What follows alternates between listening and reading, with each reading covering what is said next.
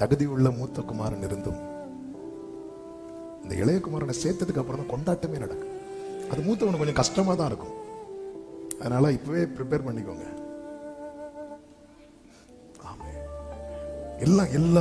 எல்லாமே இருக்கு. ஆனா கொண்டாட்டம் இல்லை. வெயிட் பண்ணு, கொஞ்சம் அந்த கிருபையை எக்ஸ்டெண்ட் பண்றார்.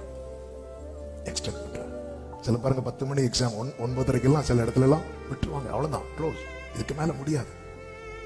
சிலருக்கு தய கிடைக்கும் பாருங்க, அவங்க 10 மணிக்கு தான் வருவாங்க. இப்போ ஃபிளைட் எல்லாம் பாத்தீங்கன்னா ½ அன் அவருக்கு முன்னாடியே போர்டிங் க்ளோஸ் பண்ணிடுவாங்க. ஆனா சிலர் அந்த நேரத்துல வரும்போது அவங்களுக்காக க்ளோஸ் பண்ணதை திருப்பி ஓபன் பண்ணி அவங்களை உள்ள விடுவாங்க. கிருபை எக்ஸ்டெண்ட் ஆகுது. நிறுத்தப்பட்டது போதும். நீங்க இது எபிரேயர் 11 படிச்சாலே போதும். இதுக்கு மேல நீ அவருக்கு என்ன வேணும்? எல்லாத்துக்கும் ஆள் இருக்காங்க. எல்லாத்துக்குமே ஆள் இருக்கிறாங்க.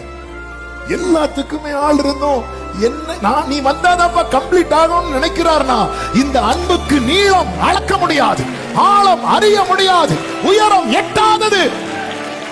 ஹalleluya. ஆமென். அவர் ஏன் வருகிறார் என்று சொல்லுகிறவர் இன்னும் ஏன் தாமதிக்கிறார் தெரியுமா? ஒரு நபருக்காக. இந்த காலை வேளையில எத்தனை பேர் நன்றியோடு சொல்வீங்க? அந்த நீட்டப்பட்ட கிருபையினாலதான் நான் சேர்க்கப்பட்டேன் என்று சொல்லுகிறவர்கள், நன்றி ஆண்டவரே.